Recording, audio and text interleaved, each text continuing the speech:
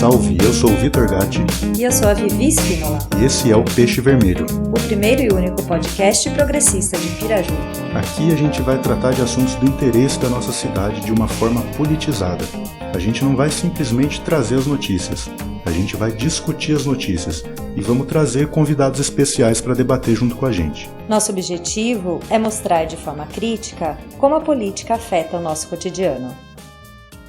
Hoje nós estamos aqui para falar sobre resíduos têxteis, um assunto que interessa a todos nós e que, na verdade, pode trazer uma perspectiva polêmica e causar um certo impacto sobre os dados relacionados a esse assunto.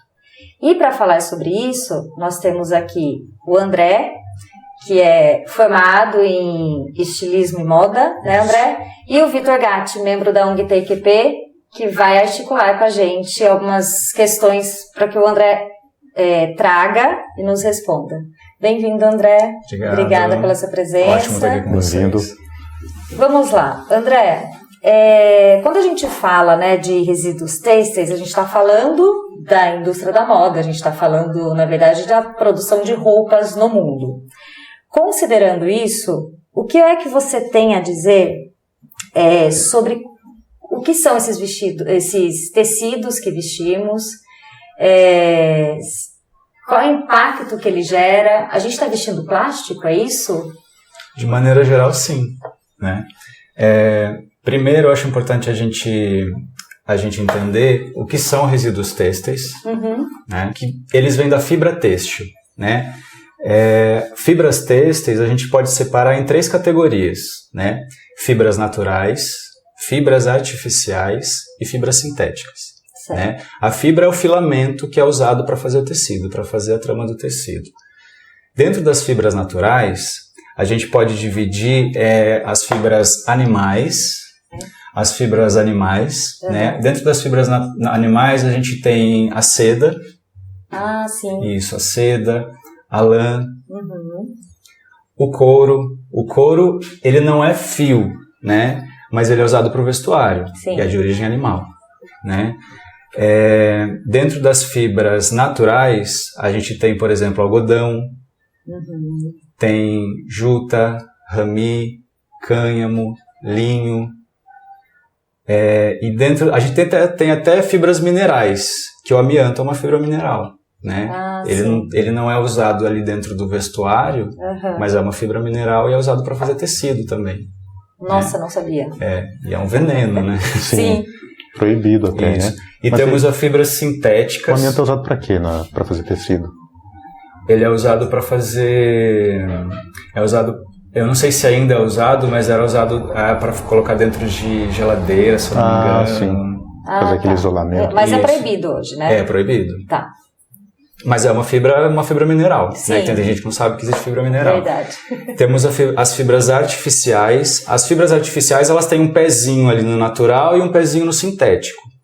Elas se misturam. Isso, porque é usado a matéria-prima de origem natural, por exemplo, o viscose, né? A viscose, quando fala, tecido de fibra de bambu. Sei. Aí pode achar, estou comprando um tecido que é de fibra natural, e na verdade não é uma fibra artificial, porque ele tem um processo que parte do natural e passa pelo químico. É como se fosse dentro da produção do papel, por exemplo, né? A viscose é tirada da celulose, né? Você faz uma massa. Nossa, não sabia que viscose era de celulose. Aí você faz uma massa e essa massa passa por um processo químico para fazer o fio. Entendi. E o tecido que fala, é fibra de bambu, é a mesma coisa também. Você tira a celulose do bambu ali, faz essa massa, né? É o mesmo que usa para fazer papel, né? Aí passa pelo processo químico para fazer o fio, para daí transformar isso em tecido. E aí, então, esses são exemplos de... Fibra artificial. Fibra artificial. Isso. E aí nós temos as fibras sintéticas, né? Que são derivadas da indústria petroquímica, né? Que é essencialmente petróleo. E aí entra o poliéster, a poliamida, o elastano. O cotton é o quê? O cotton é algodão. É só algodão?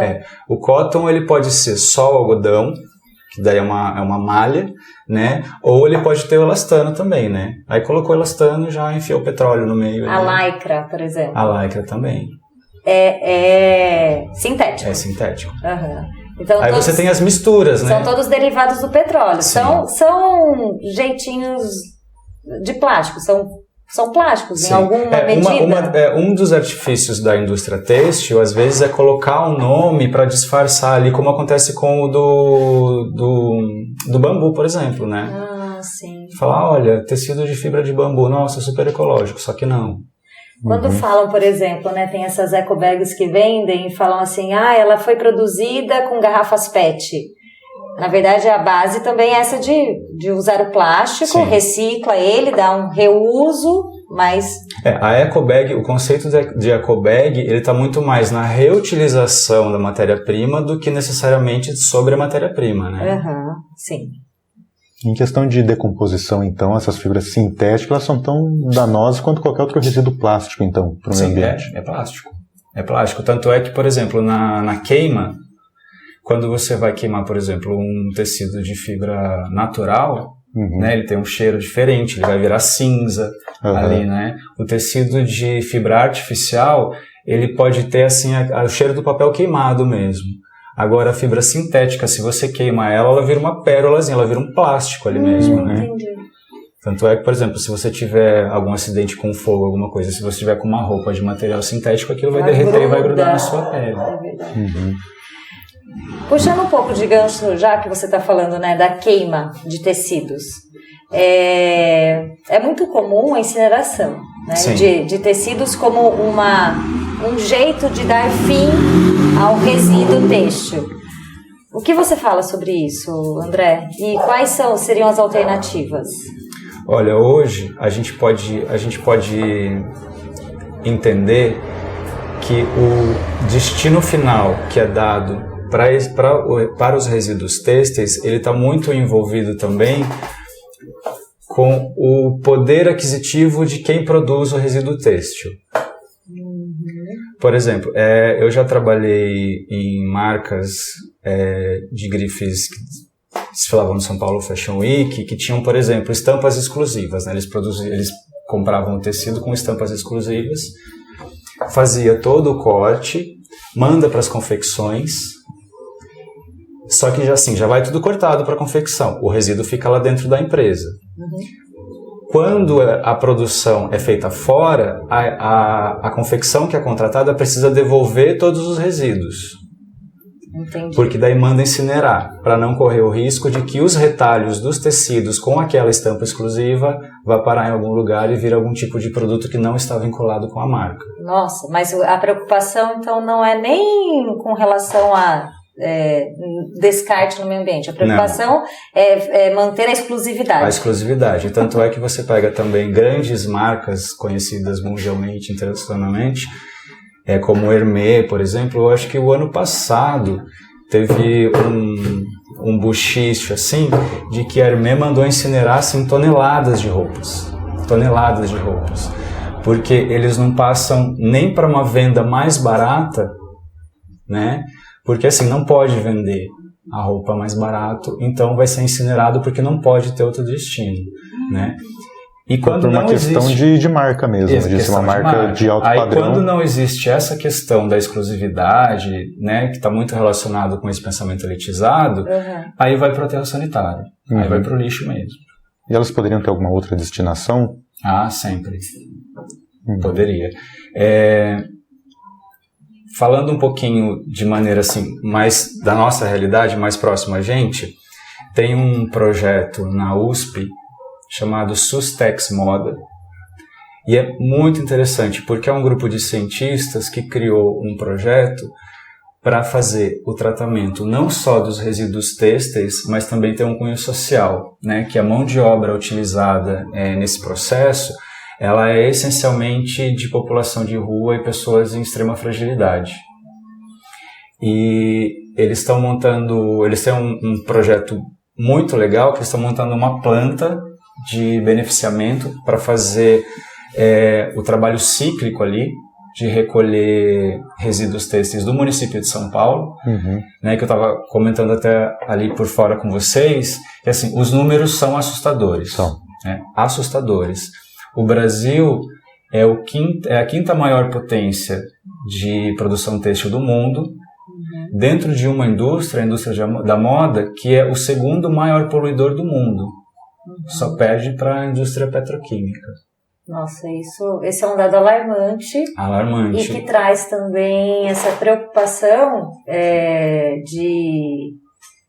do que fazer com isso, né? Porque quando a gente fala de indústria da moda, a gente também fala de grandes empresas de produção têxtil, mas também das pequenas confecções, que produzem os seus resíduos e também não sabem muito o que fazer com aquilo. Por exemplo, né, nós tivemos o caso que nós testemunhamos um crime ambiental aqui na nossa cidade. Sim. Então aí fizemos a denúncia na polícia, veio a perícia de Avaré e tal, descobrimos que era uma confecção que tinha acabado de fechar e que descartou todo o resto de malharia, não sei se é malharia que falaria, é isso, né? E em local inapropriado, a pessoa sabia que era um local inapropriado. Jogado no meio do mato, no saco plástico. Né? Nós fomos lá, né, André? E resgatamos. Procurar etiqueta e tal. E então, assim, mesmo que haja soluções, e há soluções, como você está falando, a exemplo desse projeto da USP, a maior parte das confecções pequenas e médias confecções, eu acho que elas nem sabem disso, né? Até mesmo dentro desse projeto, o foco são as confecções que colocam o lixo na rua. Porque não é uma grande preocupação, assim, pela quantidade, a quantidade de resíduo têxtil que a indústria têxtil produz. Que normalmente a indústria têxtil, principalmente no Brasil, né, ela é muito bem organizada, né, e por parâmetros internacionais de legislação, tem um cuidado maior com o descarte desses resíduos têxteis. Inclusive, assim, até pagam para que as cooperativas vão buscar e dê uma destinação. Né? A preocupação é desse resíduo têxtil que é colocado na calçada. Em São Paulo, por exemplo, tenho o dado aqui, São Paulo gera em torno de 63 toneladas de resíduo têxtil por dia. Por dia. É muita coisa. É absurdo. Nossa, nós quando a gente fala que a segunda maior poluidora do mundo é a indústria da moda, é por causa disso. Aí você tem, segmentando ali, e isso porque essas informações que a gente tem são de concessionárias que fazem o recolhimento e tem esse controle de dados, né, que conseguem fazer. Então eles fazem ali, por exemplo, dos principais polos de confecção ali dentro do município de São Paulo, que é o Brás e o Bom Retiro, né? O Brás uma confecção muito mais popular e o Bom Retiro uma coisa mais classe média, assim, são peças mais caras, que não tem um apelo popular tão grande. É assim, normalmente o Brás vende diretamente para o público consumidor, né, peças baratas. O Bom Retiro normalmente são os lojistas que vão lá e tem uma loja de multimarcas e colocam lá. O Brás, ele gera em torno de 45 toneladas de resíduo têxtil por dia. Que é o que? É roupa usada, roupa... Não, é resíduo de confecção. São as confecções que tem ali no Brás, né, que fazem o corte das roupas, aí sobra aqueles restinhos, os retalhos dos tecidos, coloca tudo em saco de lixo e coloca na calçada. Né? Aí a gente sabe como é São Paulo, aí chove, tem enchente, vai tudo pro bueiro, vai tudo pro rio. Nossa, né? Sim. O Bom Retiro, em torno de 8 toneladas, mais ou menos. A última constatação que eu vi tinha em torno de 1.200 confecções só no Bom Retiro. O Brás nem dá para ter esse controle. E tem a Vila Maria também. Só que a Vila Maria já entra num outro aspecto que a gente estava conversando, que não são resíduos têxteis e descarte de confecção. São roupas usadas, que é o resíduo pós-produção, que é bom a gente explicar isso também, que dentro do resíduo têxtil a gente tem o resíduo pré-produção, né, que é aquele resíduo que é gerado antes de confeccionar a roupa, antes da roupa chegar na loja, que é aquele resto de retalho, né, e tem o resíduo têxtil pós-produção, que são as roupas usadas. que é o descarte das roupas prontas também. Mas fala assim, mas descarta a roupa pronta, dá para, coloca em quantidade na rua? Coloca, né? Porque ali na Vila Maria tá virando um polo de venda de roupas usadas, só que assim, são containers que são comprados de fora, normalmente da Europa, e chega o container fechado, com um malote, né, fechado de fardo, de roupa pronta. Aí lá eles fazem a triagem, vem muita coisa com defeito, de confecção e tal. Tira, eu não sei especificar qual é a porcentagem de aproveitamento de roupa dentro de um malote, de um fardo, mas assim, tira o que ele consegue vender e o restante vai para o lixo. E o lixo é colocar na calçada, né? E aí como eu estava falando, o Sustex Moda, por exemplo, a preocupação deles é esse lixo da calçada de São Paulo. A preocupação deles não é o resíduo da indústria têxtil. E aí eles criaram essa metodologia de fazer todo o processo cíclico de reaproveitamento ali, desde a captação, que agora eles estão fechando parceria com quem vai recolher esses resíduos têxteis, fazer a triagem, por exemplo, o que é retalho, o que dá para aproveitar de retalho, se é tecido sintético, se é tecido natural, e o que é roupa pronta de pós-produção, né? O que dá para ser reaproveitado, o que não dá, e tudo que não consegue ser reaproveitado vai passar por um processo de geração de energia limpa. Né? Que o incineramento é péssimo, né? O descarte em aterro sanitário é péssimo também, porque polui, porque né? 70% dessa produção é sintética, né? E já existe tecnologia acessível, se eu não me engano é a Silex que faz esse trabalho, que é uma empresa de Santa Catarina, que eles têm como se fosse um reator molecular que separa tudo. Então, você pode jogar ali uma peça pronta inteira, que vai sair lá o metal do botão, vai sair o metal do zíper, vai sair outros resíduos. O que seria gerado, por exemplo, com o incineramento, vai ter a descarbonização desse gás, né, que é produzido numa gasificação, vai ter a descarbonização desse gás e ainda vai produzir hidrogênio. Que é uma energia limpa. Que é energia limpa. Mas atualmente o resíduo não é aproveitado dessa forma, né? A Sustex tem capacidade de fazer isso com a cidade de São Paulo, mas ele vai para o aterro, então, atualmente. Atualmente vai tudo para o aterro. Tudo. Sabe o que isso me faz pensar? Quando a gente fala, né, que só confecções, empresas de confecção no Brás, né, que foi o exemplo que você deu, gera de resíduo têxtil diário de 45 toneladas. Acho que era isso, né? Isso. Por que essa produção em massa o tempo todo?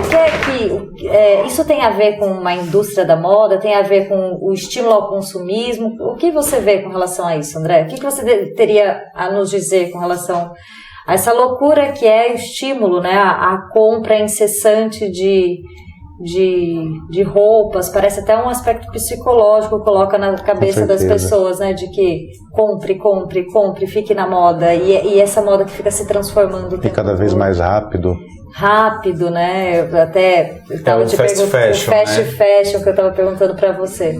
Fala um pouquinho pra gente sobre isso. Aí a gente precisa voltar um pouquinho em como funciona o ciclo de tendência de moda, como funcionava, né, e como que ele se transformou. Antes a gente tinha, por exemplo, a referência mundial de tendência de moda era tudo que acontecia na França, né, porque na França você tinha ali centralizado as grandes casas de moda, as maisons, né, com os grandes estilistas, Chanel, Pierre Cardin, Yves Saint Laurent, John Galliano. E o que era feito lá, que era feito para uma elite, que a moda tem essa coisa da elite, né? Desde a era medieval, né? Até na questão da cor, né? Aí é uma curiosidade mesmo, assim, por exemplo, o pigmento vermelho, para atingir as roupas de vermelho, era um pigmento raríssimo. E ele era produzido a partir de um bichinho cochonilha. O cochonilha ele também é usado para pigmentos de alimentos também, ou não? Não sei te dizer. Eu acho que usa sim. Acho que sim. Corante vermelho. E era muito difícil. E só a aristocracia podia usar. Vermelho era um sinal da aristocracia. Nossa, então, simbologia, até né? a cor, né? Até a cor que você tinha acesso, a cor que a população tinha acesso tinha a ver com a sua classe social, né? Aí, passando um pouco mais para o que a gente, retomando um pouco mais para o que a gente estava pegando, o acesso a essa moda de elite, né? Essa alta costura, que a alta costura nada mais é do que aquela roupa que é essencialmente feita à mão. Né, que ela tem um bordado, não sabia. O que caracteriza, assim, a gente nem tem alta costura no Brasil, né? Aí vai fazer, por exemplo, a roupa de alta costura que tem pluma, tem aplicação de pluma, aquela pluma ela foi tratada à mão, numa casa especializada só em plumas, então tem todo esse trabalho que é a referência da alta costura. Pouquíssimas pessoas tinham acesso, porque era muito caro, um processo extremamente manual. Com a revolução do mercado, né, esses processos eles passaram a diminuir, né? E assim, as pessoas querem ter acesso a esse tipo de conceito, as pessoas querem ter acesso a essa exclusividade, então se massificou. Então assim, você pega, por exemplo, pegava uma tendência de um desses grandes estilistas, jogava isso para a elite, e aí você tinha a produção em massa de uma coisa mais básica e simplificada, um resquício disso no mercado geral, elementos. E assim, existia uma sazonalidade que é aquela coisa assim, a coleção outono-inverno, coleção primavera-verão, né? Essa sazonalidade ela já está caindo um pouco.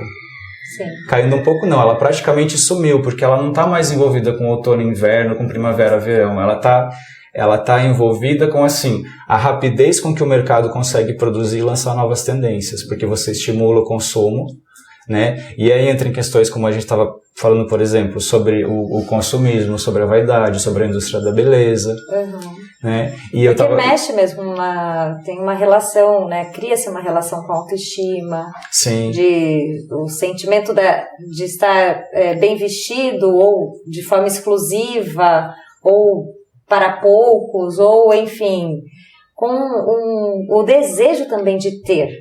O desejo, eu costumo dizer que o que é muito triste no mercado da moda, principalmente, é que o desejo ele é democratizado, as condições de acesso ao desejo, elas são democratizadas, mas a condição de acesso ao produto ela é desigual.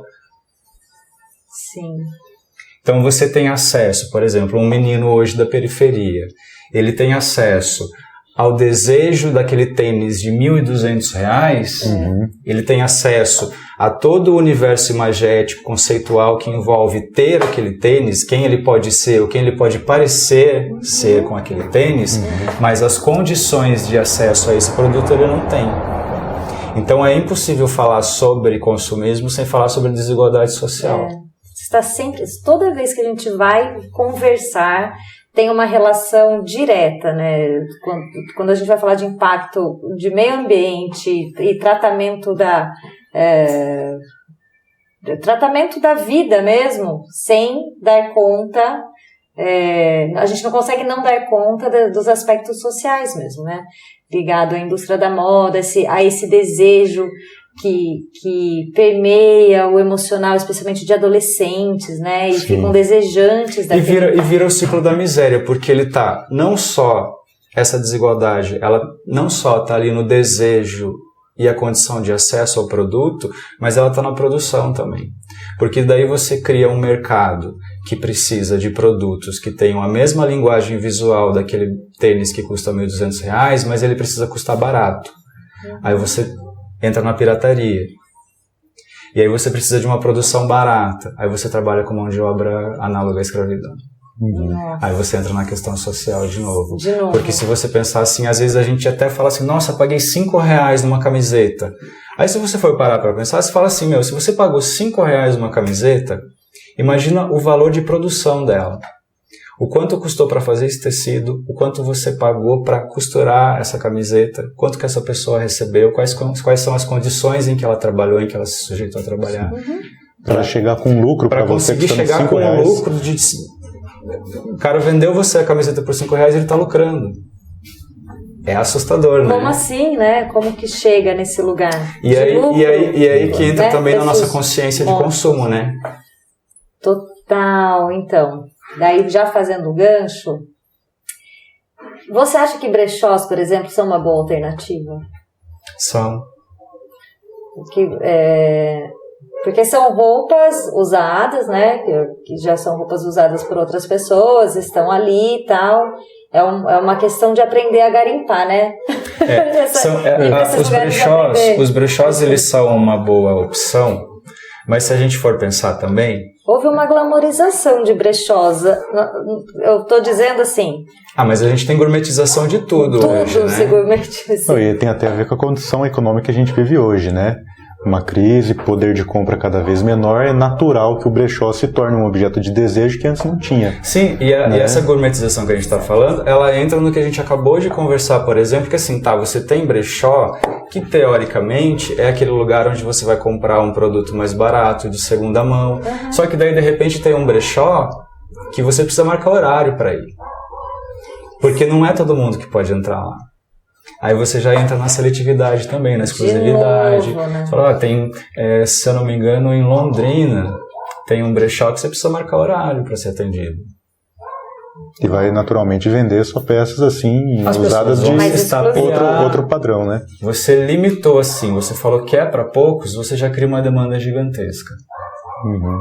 Porque, de novo, traz esse aspecto do desejo mesmo, né? E eu acho que é um pouco da perspectiva humana de se sentir especial, exclusivo. Sim. E o brechó também, mas assim... não só desse lugar, né? Acho que o próprio capitalismo, ele vende muito essa vez. Eu queria chegar nesse ponto, posso fazer... Sim, claro. Primeiro... Assim, a gente pensa muito que o mercado existe para suprir as nossas demandas, mas ele tem um papel também de criar demandas, né? Porque ninguém deseja um blusão de R$1.000. A gente é condicionado a desejar certas coisas, né? E o quanto ele não está aí para nos servir, mas o quanto nós servimos a ele. Com certeza. O mês passado saiu o lançamento de um tênis da Balenciaga. Não sei se vocês chegaram a ver. Que é aquele todo arrebentado. arrebentado. É um tênis que você pega no lixão. Sim. Escreve Balenciaga com Escreve Balenciaga. Virou meme pra todo lado. Virou. Uhum. E aí, objeto de desejo, um tênis de lixão. Tipo o meu aqui agora, furado, Balenciaga, se escreve do lado. O mercado cria a demanda, né? Mas aí, entra um pouquinho assim, eu vou voltar um pouquinho até na minha formação. Quando eu entrei pro curso de moda, o nome era Estilismo e Moda. Uhum. E eu entrei na transição de ementa. O curso mudou para Design de Moda. E aí era assim, mas qual que é a diferença? É isso. Né? De estilismo de moda para design de moda. A diferença é mercadológica. Porque o estilista, o conceito de estilismo e de estilista, ele estava essencialmente ligado à genialidade individual do criador. Uhum. Tipo, nossa, eu tive uma inspiração, ele estava muito mais ligado à arte. Sim. Né? A genialidade individual de criar uma coleção genial, envolvido com a arte, com referência no surrealismo. Uhum. O design, ele entra como uma necessidade de mercado, né? Porque o design, ele foca no produto. Ele é objetivamente técnico no desenvolvimento do produto. Faz todo sentido. E aí, é lógico, né? Você tem um curso de moda o curso de moda normalmente vai atender a necessidades de mercado. Uhum. Só que assim, é ruim em termos, porque a gente está falando de mercado, né? Mas tem um lado positivo, porque a partir do momento que você torna o produto tecnicamente, de maneira objetiva, você vai focar no produto, o design sistêmico, ele começa a trabalhar a cadeia do produto. E aí retomando um pouquinho a pergunta do brechó, né, que daí entra dentro do design também, o brechó, ele de maneira isolada, individual e de maneira comunitária, ele funciona bem, mas ele é só um pedacinho ali dentro dessa economia circular, né, que o design ajuda a pensar.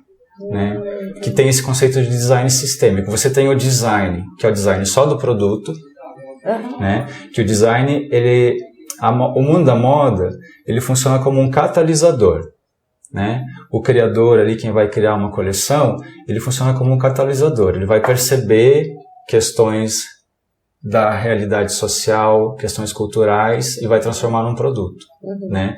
Porque daí ele vai transformar aquilo numa linguagem que as pessoas querem, que as pessoas desejam, que entra dentro do mercado. E tem o design que foca no design sistêmico, que ele pega toda a cadeia, né? Tá, produto para quem, da onde que vem a matéria-prima, como que isso vai ser feito, qual que é a destinação final, né? Que é um design consciente. Sim. E os brechós, eles entram dentro disso. Só que daí entra dentro de outra questão também, que assim, quando a gente fala de brechó, a gente está pensando, por exemplo, nas cidades que a gente mora, a gente consegue a gente conhece um brechó aqui, um brechó ali, só que esses brechós não dão conta da quantidade de roupa usada que tem. Que é o que acontece na Vila Maria, lá em São Paulo, por exemplo, que acontece no Quênia. O Quênia está virando, assim, o depósito de roupa usada do mundo. Sim. Olha, eu achava que era o deserto do Atacama, no Chile, seria Tá começando. o maior estoque de roupas norte-americanas jogadas. O deserto do Atacama tem um pedaço dele que você filmar as toneladas, virou um morro, né, de roupas usadas. Tanto é que tá vindo gente de outros países vizinhos ali para fazer garimpo de roupa no deserto do Atacama. E na África, a questão ela é pior porque no Quênia, por exemplo, chegou a quebrar a indústria têxtil. Gente, olha isso. A indústria deles lá. A indústria têxtil deles chegou a quebrar. Tanto é que, se eu não me engano, Ruanda proibiu a importação de roupas usadas da Europa. E naturalmente porque, por exemplo, vão para um outro país e descartar. O Chile, no deserto do Atacama, compra dos Estados Unidos. Né? Ali o Quênia vem da Alemanha, vem da Inglaterra, vem da Europa inteira. Roupa ali. E lá, se eu não me engano, os fardos de roupa que chegam, o aproveitamento é em torno de 20%. O resto é tudo jogado. E lá, sim, você pega o Quênia, por exemplo, que tem uma realidade que é diferente da nossa em relação à coleta de lixo. Por mais que a gente faça a coleta de lixo de resíduo de maneira ineficaz e errada hoje em dia, lá nem isso tem. Porque isso vai para a rua, isso vai para a beira do rio, você pega imagens, você pega documentários sobre isso, aí você vê a imagem, você vê a beira do rio assim, tipo, você não vê terra mais na beira do rio, é terra misturada com roupa, assim. É assustador. E nessa questão do design, teria como, pensando a cadeia de produção do produto inteira, fazer uma produção que não gere resíduo? Existe isso? Eu acho assim, sempre vai ter geração de resíduo. O problema é assim, o que você faz com ele, né? Os dados são assustadores. Eu não sei se eu falei, o Brasil, eu falei São Paulo, né? Mas o Brasil gera por ano 170 mil toneladas de resíduos têxteis. Porque a gente não tem só São Paulo como polo de confecção, né? A gente tem Santa Catarina também, no Nordeste também tem. E o que se faz? Então, assim, tem tecnologia para produzir até energia limpa com resíduo têxtil? Tem. Mas no caso só das fibras orgânicas, né? As naturais. Não, de todas. Todas, até as sintéticas. Todas. Essa empresa, a Silex, que está fazendo parceria com o pessoal da USP, eles têm a capacidade até de fazer o que eles chamam de garimpo. Que eu não cheguei a comentar com vocês, mas é muito legal isso. Que eles chamam de garimpo, que é tirar os resíduos do aterro sanitário. Até desse lugar, exatamente. Então. Tirar os resíduos do aterro sanitário e fazer a produção de energia limpa. Tecnologia tem. Tem gente pensando nisso? Tem. Tá para ser implantado? Tá, mas por enquanto, assim, pelo que eu tenho conhecimento, é só esse projeto da USP. Inclusive no site deles, da Sustex Moda, tem o residômetro. Dá para acompanhar a quantidade de produção de resíduo no município de São Paulo, de resíduo têxtil. Olha que legal. E o que projeto muito avançado. O que precisa ser feito para isso ser aplicado no Brasil inteiro ou no mundo inteiro, talvez, essa questão de aproveitamento de resíduo? Precisa de política pública, né? Tanto é que eu fui ter conhecimento da Sustex Moda pelo Encontro Nacional de Resíduos Têxteis que eles fizeram agora em abril, na Câmara Municipal de Vereadores de São Paulo, em que eles apresentaram o projeto. Mas assim, quando se fala em política pública, a gente tem que pensar no interesse até do poder público. Sim. Não tinha 45 pessoas nesse encontro. Nossa Senhora.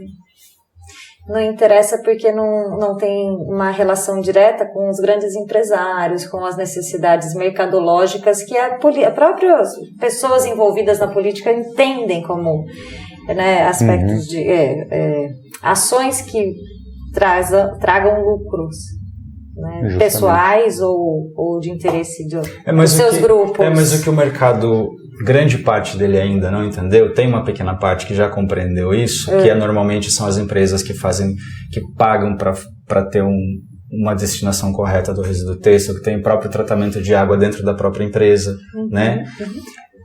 Que grande parte do mercado não percebeu ainda é que pode ser lucrativo. Sim. Pode ser lucrativo. Se você faz a captação do resíduo têxtil, se o que é reaproveitável você consegue reaproveitar, se o que não é aproveitável você consegue gerar energia limpa, isso é lucrativo. É uma cadeia lucrativa, É uma cadeia lucrativa. Então, assim, eu acho que ainda existe uma cultura ultrapassada, né, de produção industrial, que ainda não se tocou que isso pode gerar lucro. Entendi. Né? Eu acho que a gente precisa entender que gera lucro, porque é o que move, né? Você tem que falar de lucro. Quando, em abril, eles foram e apresentaram a proposta, André, eles não tiveram quórum, então? Não houve um quórum para aprovação daquela proposta? Eles foram fazer, na verdade, explicar, né, para quem tivesse interesse ali na Câmara de Vereadores, o funcionamento do projeto e explicar que isso está sendo implementado. Então, assim, o projeto, comunicação, então. Isso. Entendi. E assim, buscar apoio, né? Falar assim, gente, olha, a gente está fazendo, eles têm capacidade de captar toda a produção de resíduo têxtil do município de São Paulo. E é um projeto piloto, na verdade, porque pode expandir isso, né? Exatamente. A nível nacional e depois América Latina, né? Mas precisa de um incentivo do poder público, né? Porque se só depender deles analisarem a questão, isso pode ser lucrativo, isso não pode, enquanto tiver bom para eles, confortável, não estão sendo punidos pelos resíduos que eles geram, né? Eles estão numa posição de conforto, né? Pelo que eu tenho acompanhado no projeto, assim, eles já estão estabelecendo parcerias com a coleta, com a empresa que vai fazer a coleta desses resíduos. Eles já têm toda a logística. Eles estão, eu acho que para definir qual o espaço, porque é um espaço gigantesco que eles vão utilizar para fazer. Com galpão, né? Tudo. Muito grande mesmo, porque vai passar a triagem das fibras. Aí, por exemplo, eles têm uma triagem de fibras que vai fazer tecidos, por exemplo. A gente tem a reciclagem mecânica, né? Que assim, são máquinas que trituram a fibra têxtil e depois essa fibra têxtil triturada ela vai virar enchimento de ursinho de pelúcia.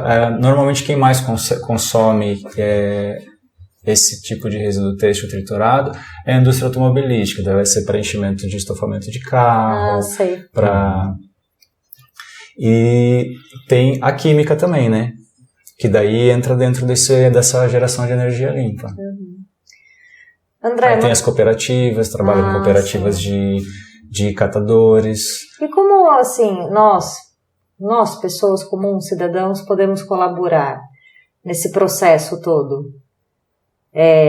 Por meio de doação mesmo, ou a possibilidade de contato com empresas desse tipo, do ramo? Como assim? O que você sugeriria? A Sustex ela abre para membros, né? Como a gente tem canal do YouTube que tem membro lá que ajuda financeiramente, eles têm também, até porque eles têm um trabalho social gigantesco, né? Se eu não me engano, 30% das pessoas que são encaminhadas para o projeto conseguem sair de uma situação de vulnerabilidade e se readequar socialmente. Né? Eu acho que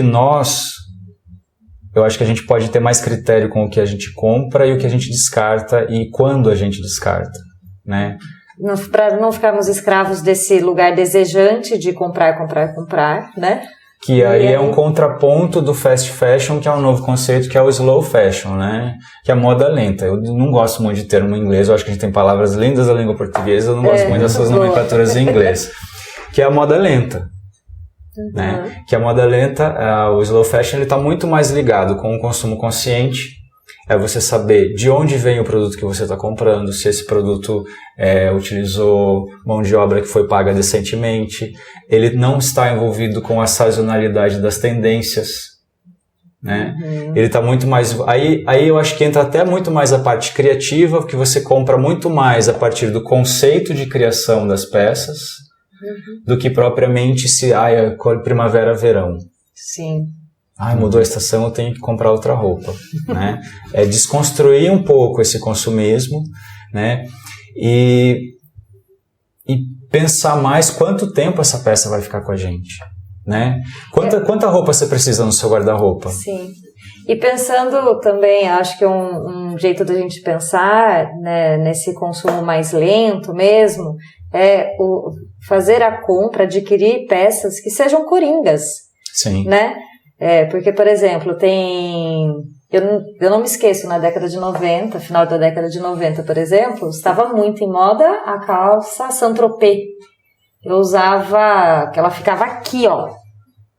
Imagina eu usar, isso não é uma peça coringa, né? Imagina usar uma peça dessas hoje. E aí, ou os bufantes da década de 80, né? Que tinha aqueles bufantes, assim, também era um aspecto de moda sazonal, de época, que marcou a época e tal. E volta. Né? A moda é uma espiral. Teve uma época do bolerinho, que, gente, se eu usasse hoje seria um horror. Era uma peça curtinha aqui, assim, quer dizer, um horror dentro do meu olhar e tal. E então pensar mesmo, né, no consumo de peças coringas, que elas que são mais neutras também, né? Eu acho assim, não só peças coringas, mas a qualidade da fibra têxtil também. Qualidade. Porque não está envolvido só com a parte estética, ela está envolvida um pouco com saúde também, né? Você pega, por exemplo, um tecido de fibra natural, é muito diferente no seu corpo, né? Ainda mais a gente que tem essa vida corrida, que a gente mora num país quente, né, que a gente soa muito, a fibra sintética, você pegou um cheiro de CC ali, nunca mais sai. Verdade. Sim. Né? Poliéster é o campeão. Poliéster é o camisa campeão. De time, Deus o livre, Nossa, cara. a subaqueira. Então, ela é muito mais saudável, né, porque fica ali a proliferação de bactéria, a proliferação de fungo, né, e é dificílimo de tirar isso. E o tecido natural não. Tecido natural não. Embora hoje em dia existam o que são chamados tecidos tecnológicos, que eu também acho meio equivocado esse conceito, que são tecidos sintéticos que têm tratamento justamente antifúngico, antibactericida. Ah, sim.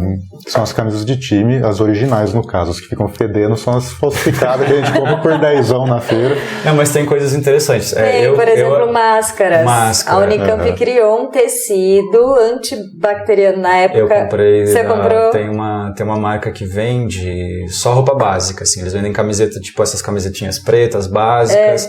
E eles vendem cueca também. Cueca, legal. Roupa íntima, calcinha. E o tecido que eles usam é um tecido que tem tratamento antibactericida e antifúngico. Então, assim, para cueca e calcinha é maravilhoso. Sim. Né? E eles passaram a vender a máscara também no começo da pandemia. No começo da pandemia. E a máscara, sim. Eles têm dois tipos de máscara. Tem uma que tem um tratamento antibactericida e antifúngico que aguenta, eu acho que 20 lavagens. E tem um que não sai, que é um pouquinho mais caro, que não sai, assim. E não tem o problema de contaminação cruzada. Por exemplo, tem essa coisa de pegar na máscara, né? Você tem que trocar a máscara. Não. Você pode pôr a mão e tal, e você pode... Chega em casa, lavou, deixou pra secar, você pode usar no outro dia, assim. Maravilha.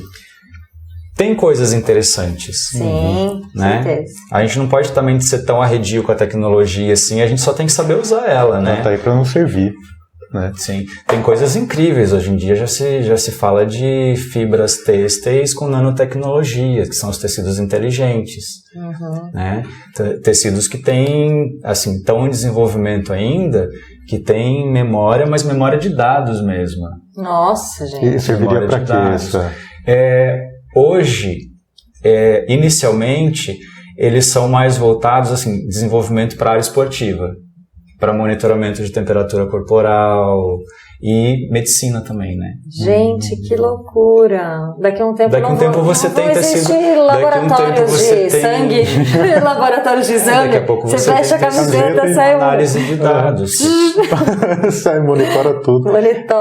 Os jogadores já usam, né? Aquele tipo um sutiãzinho como se fosse um chipzinho assim, fica encostado na pele que já monitora tudo, né? Oxigenação do sangue, frequência cardíaca. Isso pode ser passado para a roupa, então. Sim. Fantástico. Uma dúvida, André. Por que a indústria da moda sempre visou mais as mulheres nos desfiles, nas produções? Por que sempre teve esse foco maior? Pelo papel social da mulher, né? Que não do papel social da mulher, mas do papel social que foi estipulado para a mulher, né? Aí a gente entra numa análise mais sociológica, assim. Principalmente o boom ali na década de 50, né, da família de comercial de margarina, né, daquela mulher que ela vai ficar em casa, ela tem que estar sempre bonita, ela tem que estar esperando o marido chegar. E assim, pelo mercado, né, na indústria de consumo. Isso não que mudou um pouco, mas o homem entrou no mercado de consumo também, de vaidade, da beleza. Né? Ele tão vítima. Aí a gente precisaria de um outro podcast para falar sobre isso, porque meu trabalho de pesquisa foi nessa área de construção social da masculinidade. Olha, e também, né, aqui quando a gente fala mulheres, mas também é meio excludente. Eu acho que foi um pouco excludente a minha pergunta, mas sim, foi muito foco, mesmo durante muito tempo, as mulheres. Tanto é que na década de 90, por exemplo, eu comprava as minhas revistas de adolescente, a revista Capricho e tal, e tinha um catálogo de moda inserido em todos os assuntos que interessavam a menina adolescente daquele momento, e assim, modelos apresentando as tendências daquele momento e, né... se você voltar um pouco no tempo também, você pega ali na 1945, ali na meados ali da Segunda Guerra Mundial, os homens foram para a guerra e as mulheres foram trabalhar, né? Sim. Então as mulheres começaram a se inserir no mercado de trabalho e começaram a ter poder aquisitivo de mercado. Entendi. E hoje você acha que homens e mulheres são afetados igualmente pela indústria da moda ou ainda tem uma prevalência em cima das mulheres? Ainda tem uma prevalência em cima das mulheres. A cobrança estética em cima da mulher é desumana. É desumana. É desumana, porque se incentiva, se cultua um ideal de beleza que não existe. Você não tem capa de revista que não passe por Photoshop. Você não tem editorial de moda que não passe por Photoshop. Assim, não é real. Tem modelo que não tem poro. Tira o poro da modelo na foto. E é justamente isso, não é real.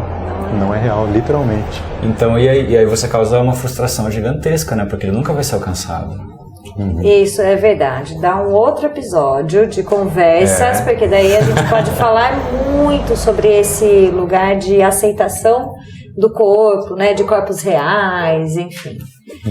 Mas acho que é isso, então. Eu queria só fazer uma última pergunta, então, para a gente encaminhar para o final. Sim. Qual que é o futuro do fast fashion, então? Nesse mundo agora que a gente está adquirindo essa consciência e tomando noção dessa questão dos resíduos, qual vai ser o futuro da indústria de moda rápida? Eu acho que o futuro do fast fashion está atrelado com o futuro da desigualdade social. Enquanto a gente tiver a desigualdade social nos parâmetros que nós temos hoje, vai ter fast fashion, vai ter consumo em massa, vai ter... Porque entra na questão do acesso, né? O desejo, o acesso, a qualidade de trabalho. De quem está lá produzindo, costurando, né? A China, por exemplo, é um país que ele é bastante mencionado quando se fala em exploração do trabalho, né? A China passou por uma transformação gigantesca. Né? Passou por uma transformação gigantesca. Eu vi dados recentes de que a China conseguiu adiantar em 10 anos metas internacionais que ela tinha de combate à miséria. Ai, olha aí.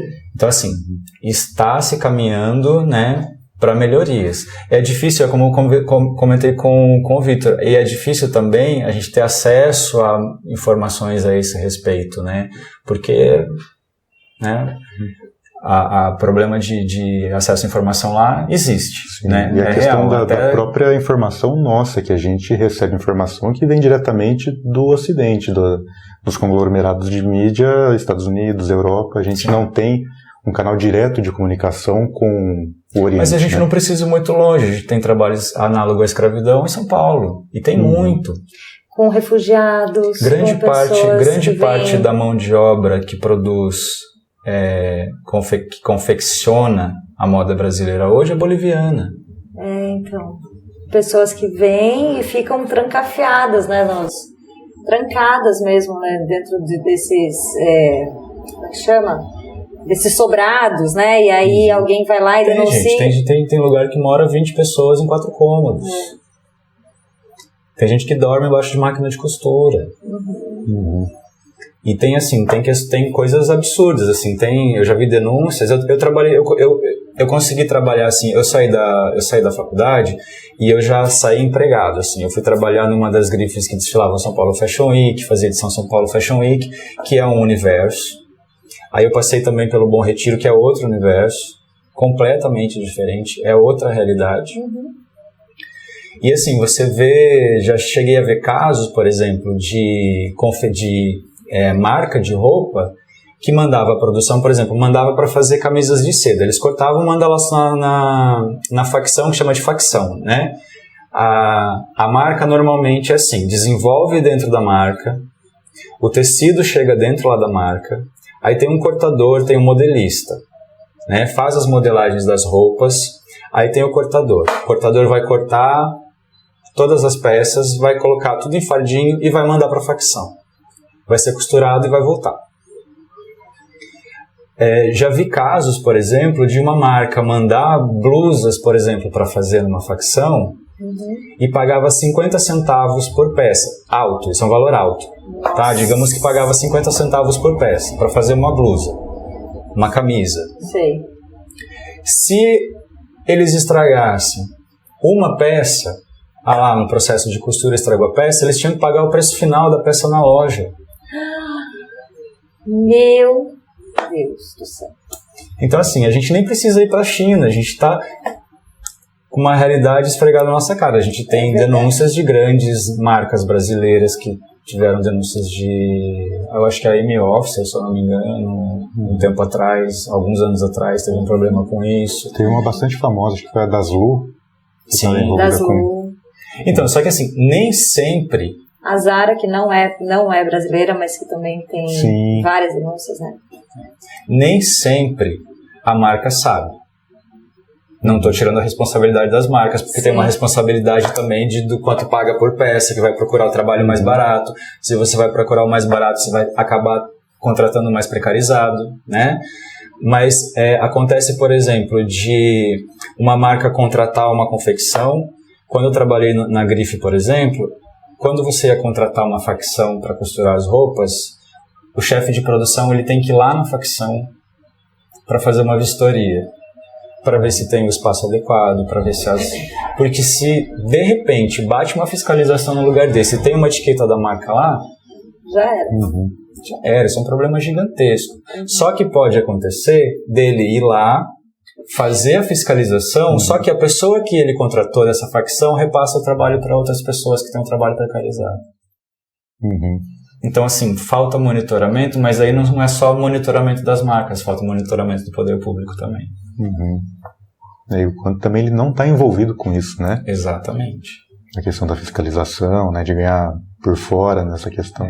A preocupação da cadeia de produção, então, é assim, ela não está só a critério, a cargo de quem produz, mas também do poder público que fiscaliza, né? Uhum. Que a gente tem escândalos, por exemplo, lá no Brás. O Brás é uma loucura aquilo.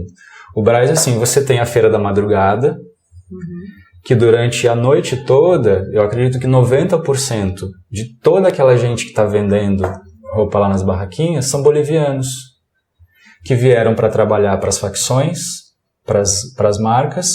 Aí eles fazem uma produção paralela e vendem durante a madrugada. Chega às 8 horas no horário comercial, tira tudo, abrem as lojas, aí tem as lojas vendendo que contratam mão de obra boliviana. Isso remete E aí muito... entra o poder público, porque daí o mês passado, por exemplo, teve um escândalo de denúncia que os fiscais estavam vendendo, os fiscais da prefeitura estavam vendendo espaço na rua para os bolivianos. Olha, aí mais um problema que daria mais um outro episódio só pra gente falar sobre isso, né? Isso tudo é muito, assim, revolução industrial. Parece que está vendo claramente, assim, os textos de Marx falando disso lá no século XIX, e a gente vendo agora a questão da produção por peça, o quanto o trabalhador recebe, o quanto ele é explorado, né? Porque ele produz muito mais do que ele recebe, e é muito atual isso, né? É interessante porque tem um teórico da moda, ele é um sociólogo, na verdade, que é o Gilles Lipovetsky, e ele fala que a linha do tempo da moda, ela não é linear, ela é espiral, né? Que as tendências e os comportamentos, eles reverberam como ecos nas próximas eras, né? Mais fortes ou mais fracos, ou então eles acabam se repetindo, que é o que a gente está falando, está voltando um monte de coisa de novo. A moda é uma espiral, ela vai se fazendo de releituras. E isso serve para isso que você está dizendo também, né? Não só esteticamente no comportamento, mas no meio de produção também. Sim. Um modo de produção que continua, né, desde aquela época.